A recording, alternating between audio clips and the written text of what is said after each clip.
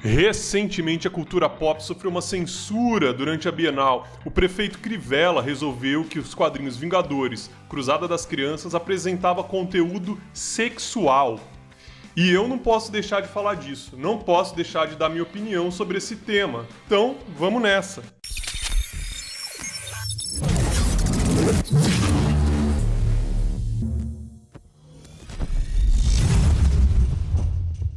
Por um momento, eu pensei em não fazer esse programa, não falar sobre esse tema. Primeiro que ele já está sendo muito falado, e segundo, que eu não sei se estou no lugar certo para falar sobre isso.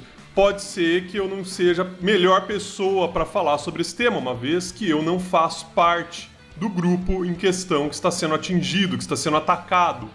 Então fica esse recorte aí logo no começo, tá?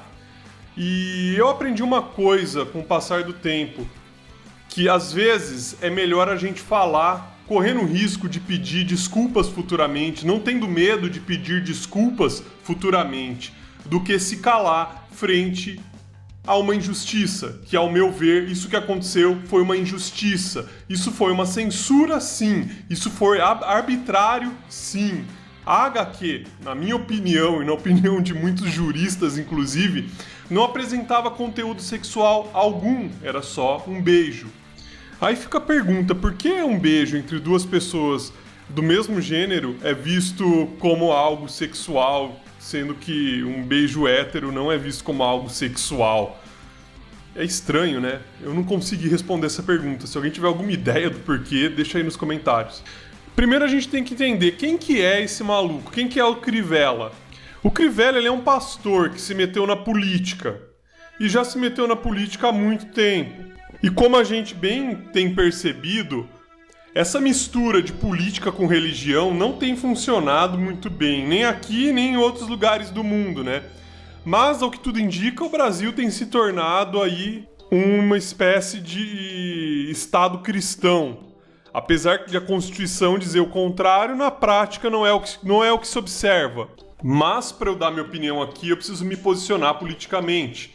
E para me posicionar politicamente, eu tenho que dizer que eu estou tanto contra a esquerda institucional quanto contra a direita institucional. Na verdade, eu me coloco contra essa polarização em si. Então, quando eu estou aqui falando do Crivella, que eu sou completamente contra o que ele fez, eu devo fazer um parêntese aqui e lembrar que o Crivella, ele já participou aí de governos de esquerda também. Isso é interessante a gente lembrar, porque eu acho importante a gente mostrar que os dois lados dentro dessa polarização, eles não estão isentos.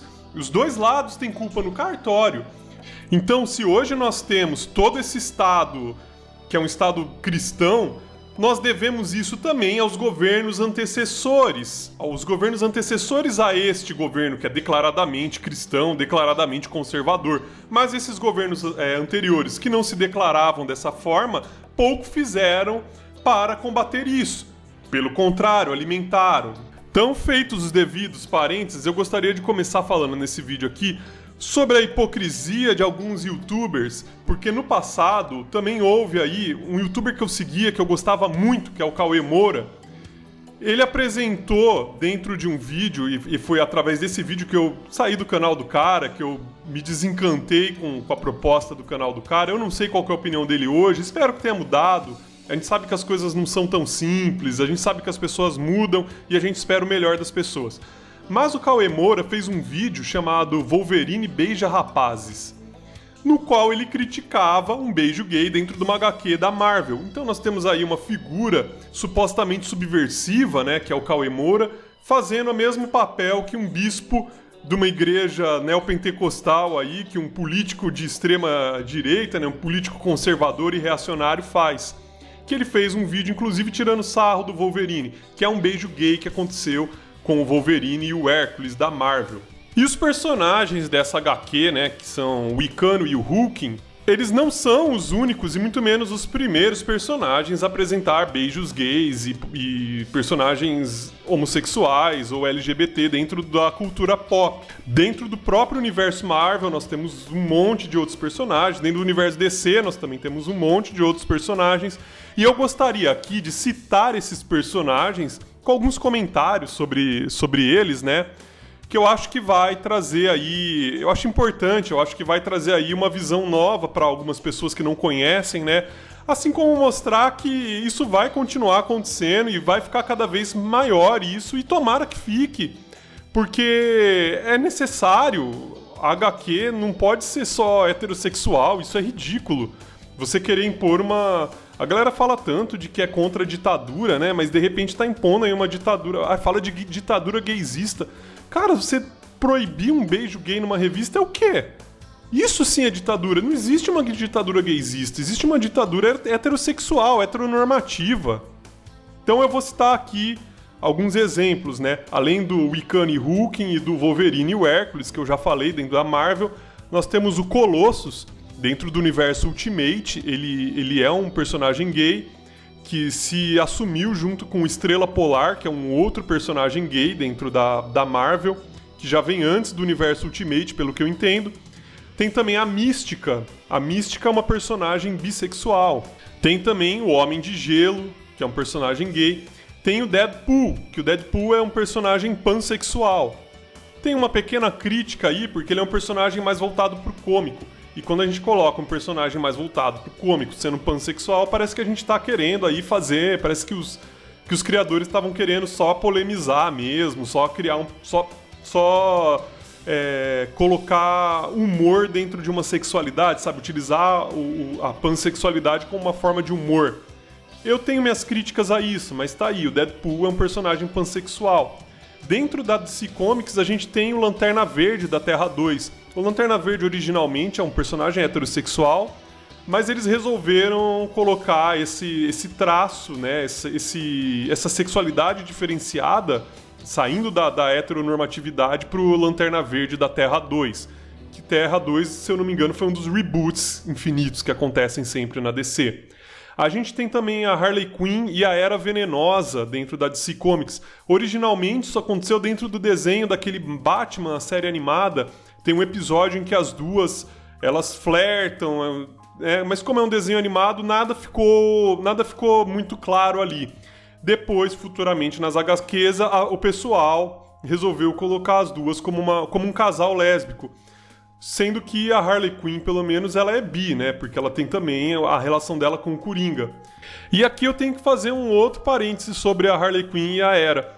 No meu ponto de vista, posso estar enganado, mas no meu ponto de vista, é sempre um pouco perigoso a gente trazer essa relação lésbica, porque muitas vezes, dentro do universo nerd, isso acaba sendo fetichizado. E eu acho que não tenho certeza, mas eu acho que é o caso aqui da Harley Quinn e a Era Venenosa. Especialmente porque a Harley Quinn é uma personagem sempre hipersexualizada. E a gente sabe que quando se trata de um casal lésbico, pros nerds, isso acaba sendo de alguma forma hipersexualizado. Inclusive esse desenho que eu tô fazendo aqui ao fundo, eu ia trazer o Aqualad, que dá pra colocar na lista da DC também. Eu ia trazer o Aqualad da série Justiça Jovem, que ele é colocado também como um personagem gay.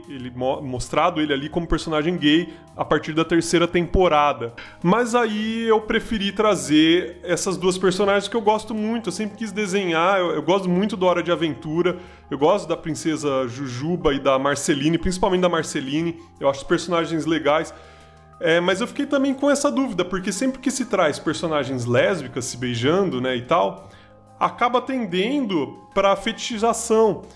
Só que eu achei, né, na minha cabeça, né, eu não sei, eu acho que fetichizar esses personagens são tão fofos do Hora de Aventura é um pouco demais, né? Então eu achei que talvez não tivesse aí um contexto de fetichização. Por isso eu resolvi trazer essas personagens, né? E já trazendo, já falando dos desenhos, já fazendo o link aqui com os desenhos animados, né? Tem o Hora de Aventura, que é o que eu tô trazendo aqui pra vocês, a Princesa Jujuba, né?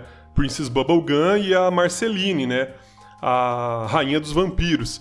Que elas têm uma relação até meio conturbada no desenho. A gente começa a ter pistas de que elas foram, na verdade, um casal há muito tempo atrás. Tem uma música que a Marceline dedica à Princesa Jujuba, onde você vê que houve sim uma relação, fica nas entrelinhas, mas Ao mesmo tempo você percebe que sim, teve alguma relação ali entre as duas, e essa relação me parece que não acabou muito bem, que a Marceline tá ali usando a letra da música pra dar umas cutucadas na Princesa Jujuba, né?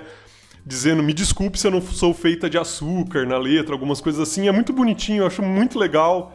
Essa música eu acho muito legal. Mas seguindo aí os desenhos animados, né? A gente tem os Simpsons, tem o Willow Smithers, tem também a Patty Bouvier, que é a irmã da Selma Bouvier, que é a irmã da Marge, né? Tem o Rick Sanchez, do Rick e Morty, e aí eu acho que ele entra também dentro da categoria do Deadpool, que ele é um personagem bem cômico e ele é colocado como pansexual. Dentro do Steve Universe, né, saindo um pouco dos desenhos mais adultos, entrando um pouco para desenhos que tem até uma temática mais infantil, a gente tem a personagem Garnet, que é uma personagem que eu acho muito legal.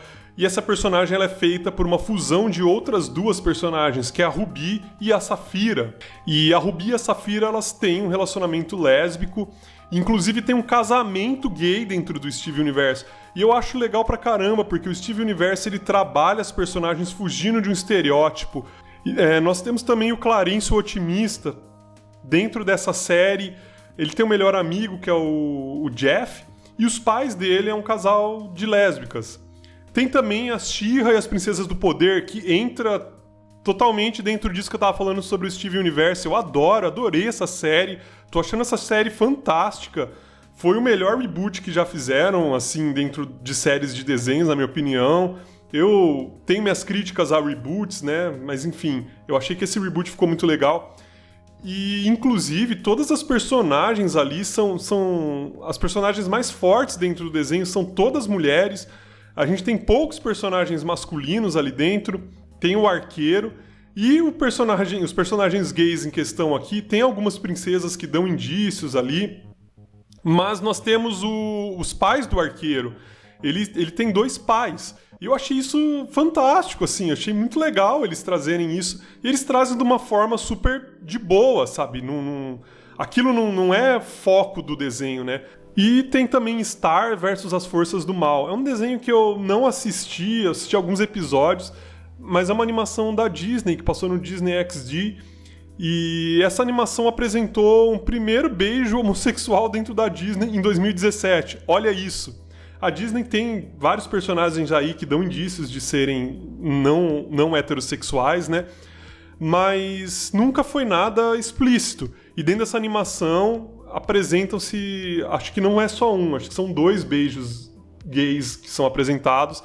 Mas assim, é aquilo lá, tem um cenário no fundo onde tá rolando um monte de beijo e nós vemos entre essas pessoas alguns casais homoafetivos se beijando. E, cara, demorou até 2017 pra Disney mostrar um beijo gay, cara, que... Assim, por um lado é positivo que tenha mostrado, mas por outro cara, como a gente é atrasado, saca? Eu acho muito atrasado.